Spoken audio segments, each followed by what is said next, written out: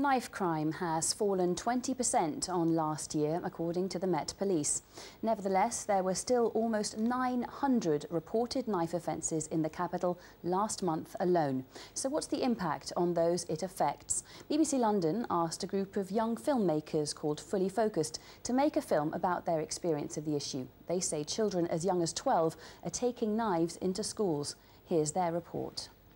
Now, we know that there are many young people out there doing positive things, and we also know that a knife does not discriminate between age or race. However, we can't ignore the fact that a significant amount of young people find themselves either the victims or perpetrators of knife crime. In fact, within our group of 19 young people from areas all across London, unfortunately, nearly all of us have a story to tell which involves a knife. There was a guy that I know that he basically carried a knife in his sock when he just went to school, and when he left school as well, because there was like different gangs that used to come about after school sometimes, and he just had it for protection, really. Leroy James, I was with him just before he ended up getting stabbed in Ponders End Park, and to believe that I left him 5 minutes in the park to come back and find out that he'd been stabbed and killed it's heartbreaking, to be straight. I actually had this childhood friend that I grew up with. I remember he told me that he used to sleep with a knife under his pillow, so he'll just be like this, sleeping like on his hand. And now he doesn't do that anymore, but he still sleeps like that because he's so used to it. The school that I went to was probably like one of the worst in the borough. People that were younger than me, age 12 or 13, was carrying knives themselves, but I didn't look at it as the fact that it was knife crime. I looked at the fact that it was becoming fashionable. We know that knives have become a harsh reality for many young people. But why carry one in the first place? The reasons are controversial, complex, and may be difficult for some to comprehend. It's become acceptable amongst young people to carry knives.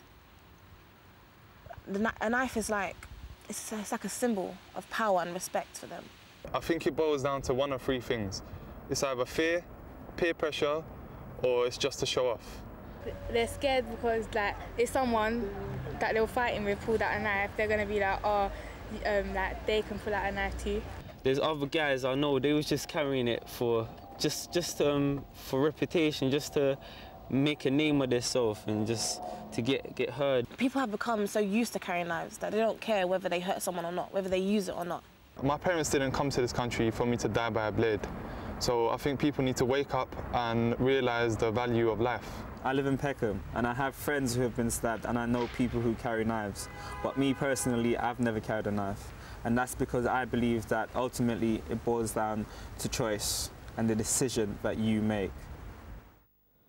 Alex Simpson ending that report. Well, I'm joined in a studio by Margaret Mizzen, who lost her 16-year-old son, Jimmy, and John Sutherland, who's a borough commander for Camden. Welcome to the programme, both of you. Margaret, first of all, it's been 4 years since Jimmy died in circumstances not unlike some of those described in the film. What do you make of what those young people said?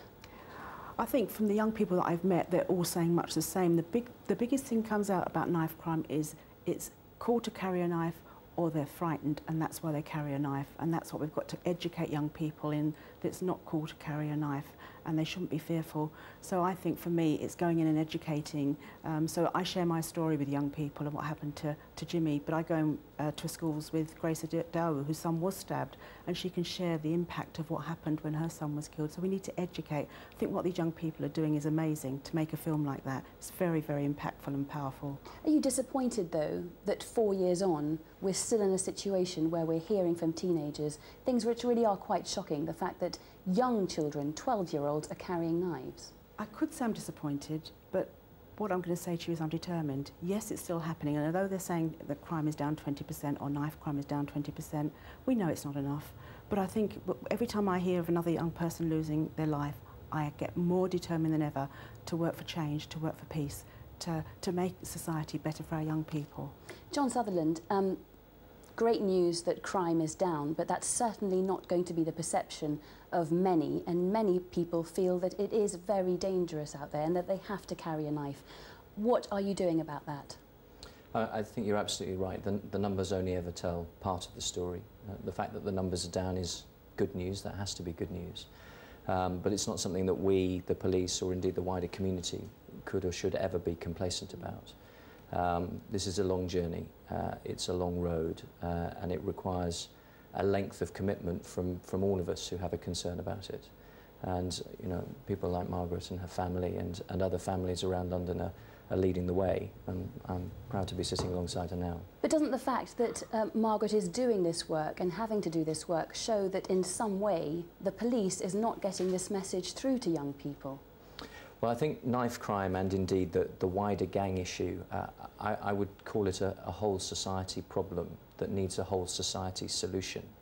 Unequivocally, we as the police should be taking our place at the front of the line. And there are a number of things that are going on across London in individual boroughs, the establishment of dedicated gangs teams, indeed across London the establishment of the Trident Gangs Command, the appropriate and the professional use of stop and search, work that's being done not just in terms of enforcement but also engagement with young people. What more do you need? What do the police need? Do you need more resources? Do you need more money? We would never say no to more resources and to more money, but I would share Margaret's view about determination. I've sat not just with Margaret but with other families down the years, and I've made the promise before and I make it again that professionally and indeed personally, I'm a Londoner and I'm a dad, that I'll do everything that I possibly can to make sure that more families aren't in this position. Margaret, do you feel that the police are doing enough? I think the problem is we tend to blame people. We blame the police, we blame the government, we blame Boris Johnson, let's stop blaming people, let's start working together, and I can see the changes coming. Blame game does solve nothing, but I think working together is what makes a difference. Margaret Mizzen, John Sutherland, thank you both for joining us. Thank you very much.